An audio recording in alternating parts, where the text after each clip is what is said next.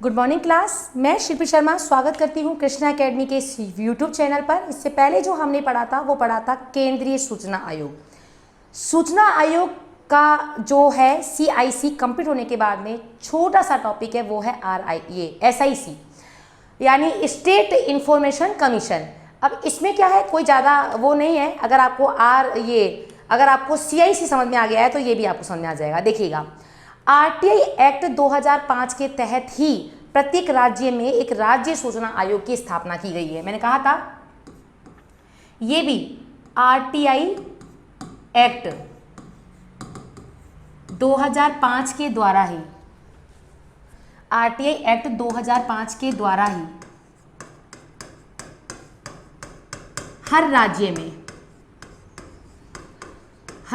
में एक राज्य सूचना आयोग का गठन किया गया है।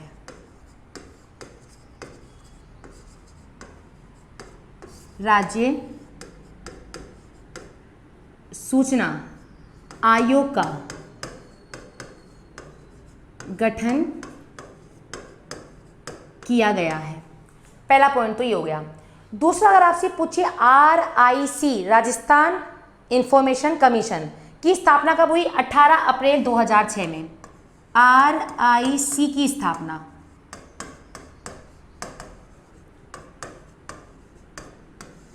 18 अप्रैल 2006 में, एक साल बाद 6 में हुई।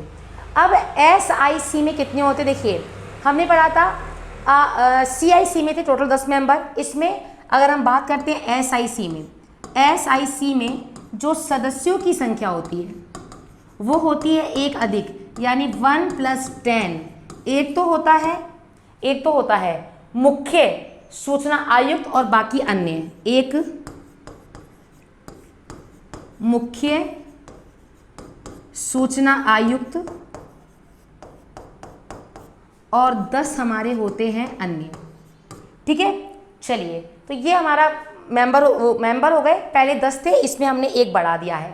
अब आता है कि क्या 2000, हाँ, योग्यता बात कर लेते हैं। तो योग्यता मैं आपको नहीं लिखवा रही हूँ क्योंकि योग्यता वही है जो CIC में थी। वही का मतलब वही 5 वर्ष या फिर 65 वर्ष, जो भी पूरे हो जाए। ये कार्यकाल में भी आ जाएगा, कार्यकाल लिख लेते हैं इसको हम, ये कार्यकाल है। और योग्यता वही थी जो हमने उसके अंदर पढ़ा था, विधि, प्रशासन, समाज सेवा, विज्ञान और जन संचार के अंतर्गत व्यक्ति विशेषज्ञ होना चाहिए। अब बात करते हैं इसकी नियुक्ति कौन करता है। तो यहाँ पर नियुक्ति के बारे में गौर से देख लीजिएगा। नियुक्ति सेम वही है, थोड़ा दिमाग लगाना है। कॉलेजियम प्रणाली के द्वारा ही होती है। कॉलेजियम प्रणाली के द्वारा। लेकिन हमने जब CIC पढ़ा था, मतलब केंद्रीय सूचना आयोग पढ़ा था, तो उसमें नियुक्ति किसके द्वारा हुई थी? राष्ट्रपति के द्वारा। यहाँ पर कॉलेजियम के द्वारा नियुक्ति होती है और कॉलेजियम के द्वारा किसके द्वारा होती है? राज्यपाल के द्वारा। तो यहाँ पर राज्यपाल हो जाएगा, वहाँ पर हमारे राष्ट्रपति थे। सिंपल ही है, राज्य में राज्यपाल और केंद्र में हमारे राष्ट्रपति। अब देखिएगा, अगर आपको वहाँ पर CIC में, अगर आपको CIC का कॉलेजियम याद है तो यहाँ का भी कॉलेजियम याद करने में आपको दिक्कत नहीं आएगी। हमने वहाँ ट्रिक पढ़ी थी पलक। पै का मतलब क्या हो जाएगा? पै का मतलब था वहाँ पर प्रधानमंत्री।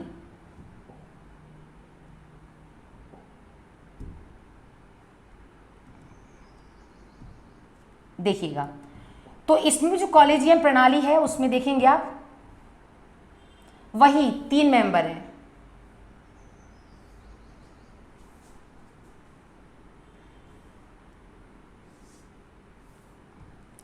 तीन मेंबर कौन कौन है? वहां पर प्रधानमंत्री थे तो यहां पर हो जाएंगे मुख्यमंत्री। वहां प्रधानमंत्री थे तो यहां पर हो जाएंगे मुख्यमंत्री। वहां पर जो थे लोकसभा के विपक्ष का नेता था, तो राज्य में लोकसभा की जगह कार्य करती है विधानसभा, तो यहां पर हो जाएंगे विधानसभा के विपक्ष के नेता। वहां पर हमने पढ़ा था कैबिनेट मंत्री, कोई भी एक कैबिनेट मंत्री जो सेंटर के अंतर्गत आता है। यहां पर राजस्थान की कैबिनेट का कोई भी एक मंत्री, राजस्थान के कैबिनेट का कोई भी मंत्री, कोई भी मंत्री। तो बेटा ध्यान रखिएगा। अब जिसने पहले वाला वीडियो नहीं देखा है उसको थोड़ा ये लगेगा कि इस वीडियो में समझ में नहीं आ रहा है, तो प्लीज़ पहले आप राज्य सूचना आयोग देख लीजिएगा। जीवन में मैंने ट्रिक बताया था, आप कभी नहीं भूलेंगे। तो उसका पलक ट्रिक था और उससे हमने इसको लर्न कर लिया। एक बार आप इसका स्क्रीनशॉट ले लीजिएगा, फिर हम चलते हैं आगे। चलिए, अब आता है कि कौन अध्यक्ष थे। तो राजस्थान के पहले मुख्य सूचना आयुक्त कौन थे? देखिए, अगर हम बात कर रहे थे CIC का, तो उसमें तो थे वजाहत हबीबुल्ला, और यहां पर है MP कोरानी। MP कोरानी राजस्थान के पहले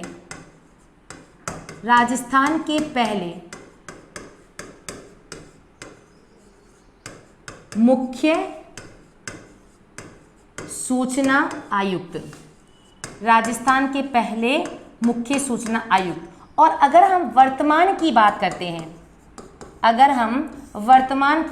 हैं, तो वहां पर तो सुधीर जी थे, यहां पर है सुरेश चौधरी। ध्यान रखिएगा, वर्तमान में सुरेश चौधरी, दोनों का राशि सहपरी है, तो वो सुधीर जी थे और ये है सुरेश चौधरी, जो कि वर्तमान में कौन है?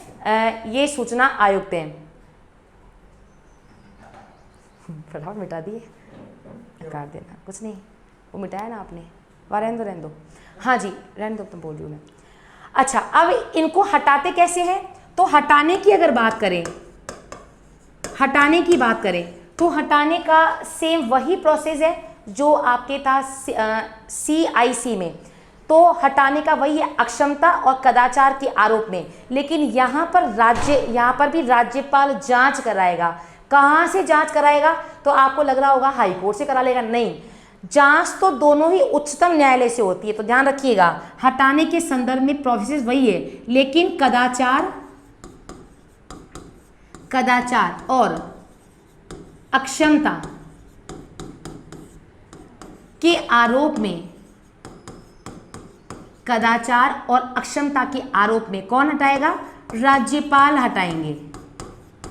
जांच किससे कराई जाएगी? जांच कराई जाएगी सुप्रीम कोर्ट से। जांच दोनों में ही सुप्रीम कोर्ट से कराई जाएगी। कार्य वही है, पावर्स वही है। तो अच्छा, एक इसमें आप और चीज लर्न कर लेना, दर्जा। इनको दर्जा किसका मिला हुआ है? दर्जा आप थोड़ा देख लेना। मैंने आपको पहले वाले में भी नहीं बताया है, और ये थोड़ा सा इंपॉर्टेंट है दर्जा।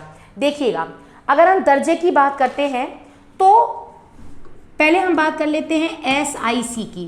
तो इसके मुख्य सूचना आयुक्त